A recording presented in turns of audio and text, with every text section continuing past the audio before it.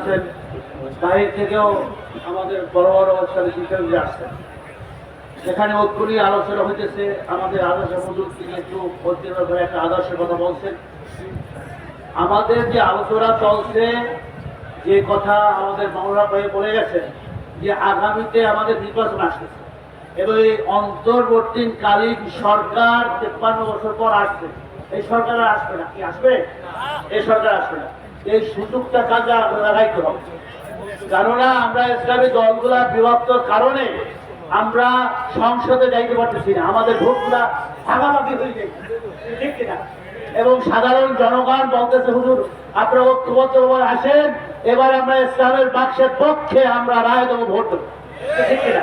তৃণমূল পর্যায়ে সবাই কিন্তু একই কথা বলতেছে যে আমরা ইসলামী দলগুলা এক হয়ে আসেন।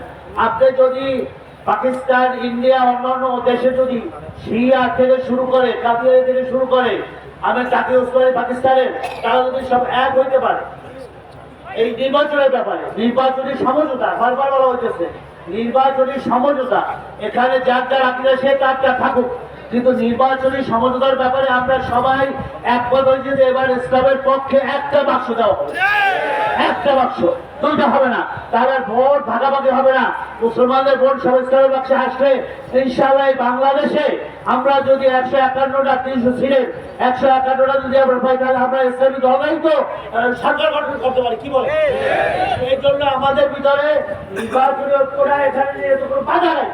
আমরা সবাই চাই যে আগে সরকারে যাই, তারপর আমরা যেটা করা সেটা করবো।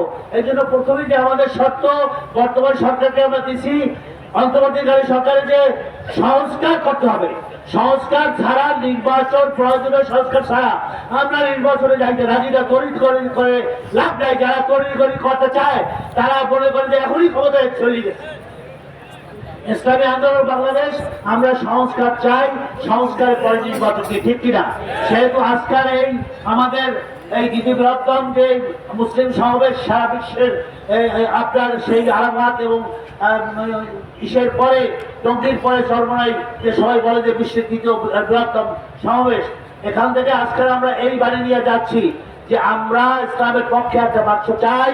এবং এজন্য আপনারা যারা আমাদের সৈনিক, আপনাদেরকে এখান থেকে বিদায় হয়ে আখেরি মনোজাত দিয়ে ইনশাআল্লাহ সবাই যাইয়া গ্রামে গ্রামে, পাড়ায় পাড়ায়, মহল্লায় মহল্লায়, আপনার জেলায় জেলায়, থানায় থানায় ইসলামী আন্দোলন তথা হাত পাখার দুর্গ করে তুলতে রাজি কারা কারা? আল্লাহু আকবার, আল্লাহু আকবার। এইটা হচ্ছে আমাদের আখের কালাম, যে আর কোনো কথা নাই, আর কোনো মত নাই, আর কোনো রং নাই, আর কোনো দফা নাই, একই দফা, বাংলা জমিনে ইসলামী শাসন কায়েম করবই করবো। এইটাই হচ্ছে সবচেয়ে বড় সুযোগ। এই সুযোগ আমরা হাতছাড়া করতে চাই না। আসুন আমরা সবাই একমত হয়ে ইসলামী শাসন এবছরই কায়েম হবে, সেই দিকে আপনারা দফা নিয়ে আগামীতে আগামী যাই। আসসালামু আলাইকুম। সমবেত উপস্থিতি ইসলামী আন্দোলন বাংলাদেশ।